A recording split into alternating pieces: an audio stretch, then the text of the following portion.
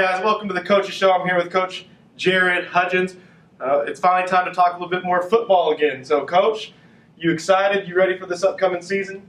We're fired up, man. I can't tell you how hard our guys have worked and just prayed that this day would come. So we're grateful that it's finally here. Yeah, so last week we had a middle school football scrimmage. So that was kind of just a little bit of taste of what the season's going to be like. It was fun seeing the kids playing with a lot of energy and excitement. What was it like last week with those middle school kids, and what do you look forward to moving on from that? Oh, they played hard. They played well. And it was fun. You know, we had a lot of varsity coaches out there, and those kids were eating it up. And I think us coaches were just antsy to get out there on the field in some capacity, be able to coach in some kind of meaningful game. Absolutely. So before we get started talking about this year, let's talk a little bit about last year. You know, second season as the head football coach here. Obviously, you learned from things that you did last year. What are some things maybe this year that you want to see play out differently? Well, obviously, we'd like to win a little more. But on top of that, really just holding what we call our standard. And the guys holding themselves accountable to that. We've seen a lot of growth throughout the spring and the summer, even through quarantine and all of that. So really, we just want to hold our standard each week. Awesome. So talking a little bit about quarantine, obviously it's been a whole completely different off season this year. How have your guys overcome that? How have they dealt with that situation, in your opinion? They've stepped up to the plate big time. We've got many guys that have stepped up and taken on those leadership roles. Guys that aren't even captains that are just crucial leaders for us. So it all started back in March. I mean, guys holding each other accountable to get on Zoom meetings so that we can get those things in. And then once we started up this summer with APEC, who's just phenomenal for us this summer in our strength and conditioning, especially considering all the protocols we had to go through, and the guys held the standard there. So ultimately, we're feeling pretty good about where we're at right now because of all the work they put in. Awesome. I love what you're talking about, leadership, stepping up through adversity. And you mentioned captains. So do we have captains yet? Have they been picked? And what was that process like? So that process was really is different this year. We told them they could write up to 4 names. It was player voted on. They could write up to 4, but if they felt that there was less than 4, they could write less than 4. But we came up with 5 guys: Carson Cross, Jamal Marshall, Caden Blaze, Cade Webb, and Zach Strickland. Those guys are going to represent us well throughout this year. But not just that, we have guys that have really stepped up, and they understand that you don't have to be a captain to be a leader. That's awesome to hear. So you talked a lot about these captains. These are all big names. You know, Carson Cross, Jamal Marshall. Those are all big names that we've grown accustomed to and used to. What are some other key returners that we have coming back from last year's team that should play a significant role this year? Absolutely. Well, I'll just continue with Jamal for a second. You know, he committed to Air Force, so it's just such a huge honor for our school to have someone commit to an academy like Air Force. I have no doubt Jamal is going to make us proud when he gets up there and continues his playing days up there. But we're excited for the year he's going to have, and Carson Cross as well. He's going to be the engine that makes us go offensively. Cade Blaze, he has come a long ways in a year, so we're really going to count on him to anchor down that O-line.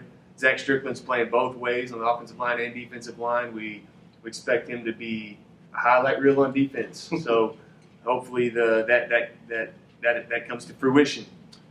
Jackson Coburn, that kid might be the best pound-for-pound football player on our team.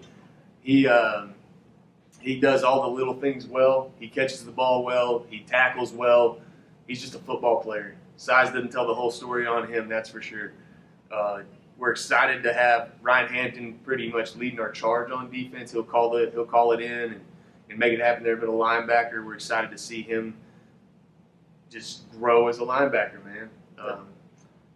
Caleb Tackett, adding him to the mix this year. You know, last year he suffered a terrible leg injury, broke his tib fib, and for him to battle back the way he has is a testament to his character and how hard he's worked to just be able to come back and step foot on a football field. And not only that, he's going to contribute, so we're excited for that. Another guy in a similar situation is Carter Marlowe, who suffered a shoulder injury that took him out of last year early. So getting him back into the mix offensively and defensively.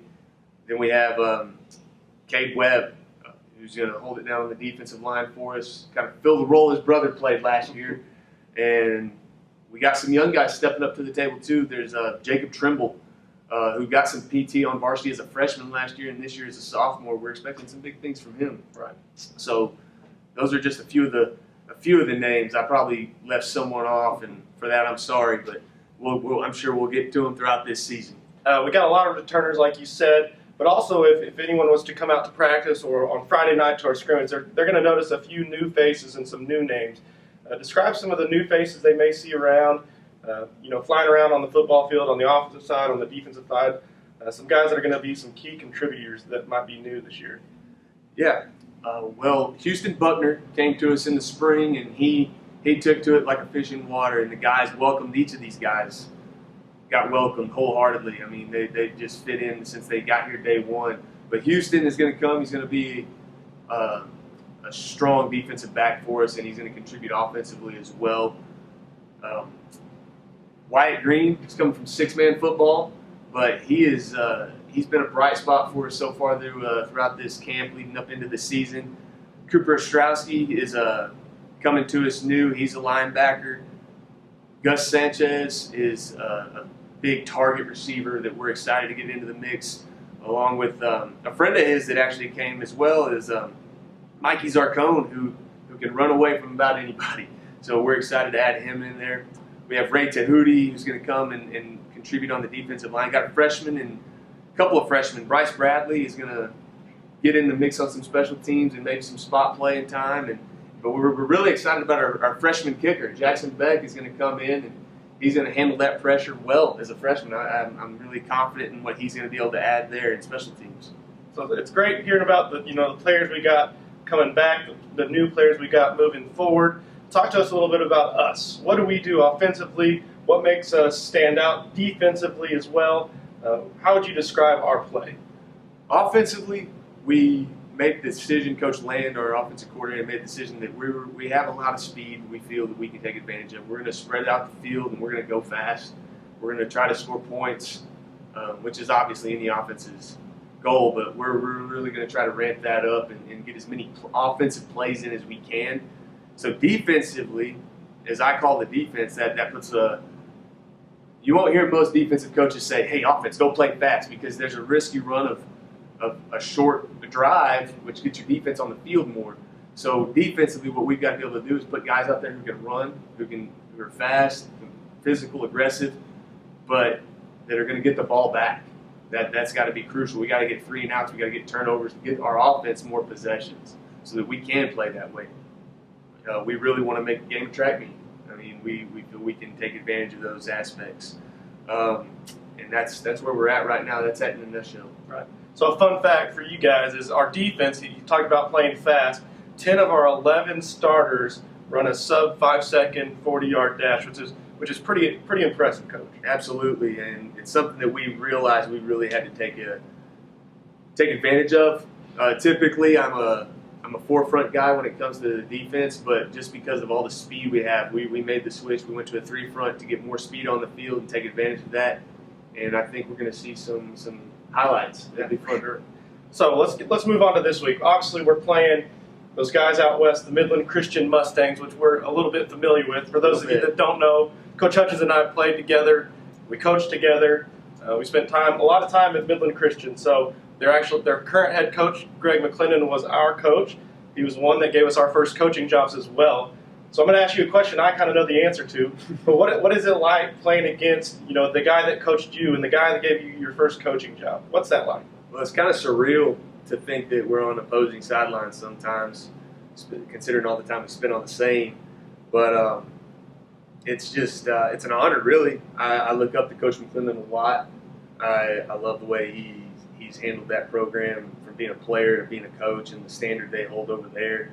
It's something that I take pride in having a part of in my past, and I'm looking to use some of those things here. And I mean, because that's part of who I am, and I think that what they do there has been a standard of excellence. And so I have the utmost respect for them, but he knows that we're going to come out and try to knock them in the mouth just like they're going to try to knock us in the mouth. Mm-hmm. Yeah, it's crazy. For me personally, it's weird. It's my 2 favorite teams, right? Right. I'm rooting for the Mustangs when we're not playing them. That's it. There's guys on both sides of the field. I love our guys. I love their guys. So it's a really cool experience being able to do that. I'm sure it's the same for you. Absolutely, and then you consider how they play. I mean, they're hard-nosed, tough, physical, so it's going to be a battle of wills tomorrow night. And you talked about knowing some of their kids. I mean, middle linebacker Colton Wolf, I coached his older brother there at Midland Christian, so seeing him lead their defense is kind of cool, but he's a heck of a player. As well as River Rodriguez was a ball boy when I was there, and now he's slinging the ball for him at quarterback, and he's doing a great job. And they got an outstanding receiver in Brazel, and then Brad Evans at running back. They're going to be stout. They're going to be really bringing their best, and we expect nothing less. So what's the structure going to be like Friday night? Is it going to be a normal scrimmage? Is it going to be game simulation? What's it going to look like? What's the structure going to be? So JV will start at 5 o'clock with a traditional scrimmage format. There'll be some scripted plays of 12 offensive plays, 12 defensive plays, then 10 and 10 and 10 and 10. So it'll be about 64 plays of JV football. And then right after that, we're going to roll traditional scrimmage format. It'll look different, though, because we're actually going to play 4 quarters against Midland Christian in a 10-minute quarters. So it'll be similar to a JV game feel. It'll be 4 10-minute quarters with a running clock, special teams. We really decided on doing this so that we could be as ready as we can for next week. Coach McClendon and I talked about that, and we both really like the idea. Both our staffs really like the idea, and it's also the opportunity to kind of get a feel for what that's going to be like moving forward. So. Awesome. So now let's talk a little bit about the rest of the season. What are some of your goals? What are some of the team's goals? What's going to make this a successful season? A successful season. That's the right word for it. A successful season is just going to be to hold the standard. We have our standard that we hold to with our code and what we value. Ultimately, we just want to go 1-0 every week. We don't want to look ahead too far. We want to be where our feet are and put the work in that week to go 1-0. Absolutely. Well, Coach, really appreciate it. A couple reminders to you guys. JV starts at 5. Varsity starts at 6. PTF is hosting a tailgate at 5:30 in the administration parking lot. Burgers will be provided by Riera Mortgage Group and Affinity and Company. And don't forget your ticket to fwc.org/athletics/tickets. See you next week.